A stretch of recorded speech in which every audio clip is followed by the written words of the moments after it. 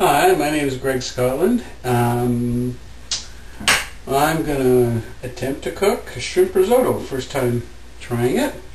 Thought I'd see last day of my vacation. Thought I'd do a little something special. So first step is 2 tablespoons of olive oil, really nice olive oil. In the pan, heat it up, and I got 1 small onion finely chopped here. I'm going to put that in there, probably for about 2 minutes. Let it get nice and translucent. These are Vidalia onions too, nice and sweet, out of Texas. They're awesome. So, quite a good day today. I ended up painting all the outside of my house. So this is my little treat to myself. Both my kids are away, and my wife's at work, so hopefully it'll be a nice surprise for her. Now when I'm cooking onions, I like to add a little sea salt, brings out the sweetness in them. These onions are going to get really cooked for quite a while, because risotto takes like about 20-25 minutes to cook once it's there. So I want to give these a good browning now, and they're going to turn almost into mush by the time it's done, because you don't want it overpowering. You don't want anything overpowering the whole dinner. The rice I'm using today is arborio rice, Italian rice. Very important to use the right kind of rice. Risotto is a kind of great Italian thing, because you're always going to do pasta. What do you do with pasta? What do you do with pasta? You're not going to do rice with pasta like regular rice. So it's important to have a nice side dish that's not a pasta. And I've got some great shrimp, zipperback shrimp that are raw. They're frozen. I've defrosted them, and I just have to take the shells off, but they're already deveined, which is really, really important. Okay, my onions are nice and translucent now. Look at that. Perfect. About 3 minutes, fairly high heat. You don't want them just absorbing all the oil.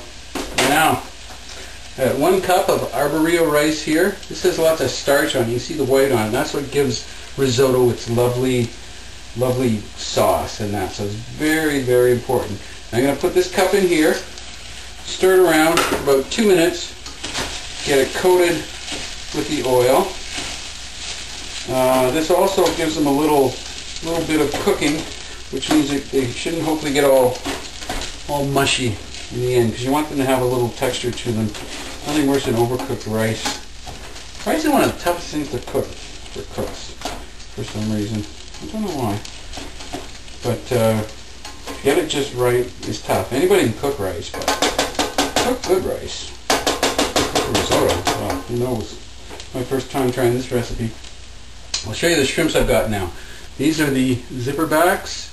As you can see, they've been deveined. So all I have to do to get them ready is peel off the skin, and the shrimps are ready.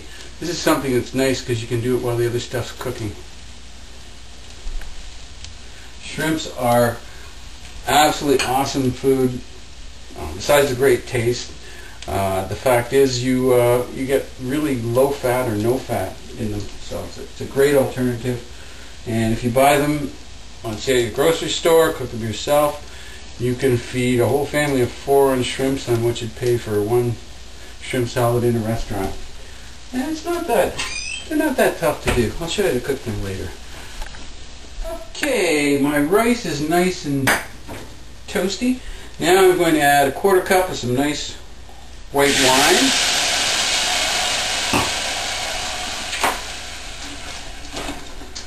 Now the secret with the risotto is you add lots and lots of liquid. In this case I'm going to be using a sodium reduced chicken broth, because as we all know, too much sodium, i.e. salt, is no good. And what I'm going to do is end up adding a whole carton full. So you add about 1/4 of a carton at a time, and then you boil it down and mix it around. Now also, I've got some nice mixed pepper here. I'm going to crush some up in here. Bump the heat up there a little bit. And I also pick some nice herbs from my garden. I got a little basil. Oh man, that's so potent. A little Italian flatleaf parsley and some thyme. Also a little oregano. Anytime I cook something Italian, I like to add oregano. It's just one of those things. So I'm going to add these in here, and hopefully nothing will overpower anything else, and all the flavors will turn out really quite nice. You'll be able to taste everything. That's my theory anyway. We'll see how it works out. But I'll tell you, there's nothing like adding fresh herbs. If you don't have them in your garden, and of course in the winter, you live in Canada like me, you can't grow them out in your garden in the winter, you can always buy them from the grocery store. And you know what? It's such a treat. It's not that difficult to cook up a nice dinner with a little imagination. And if you have the time too. You don't always have time, but it's good. So there are my herbs. Mix her all up here. And then what I'm going to do, I'm going to finish peeling the shrimps.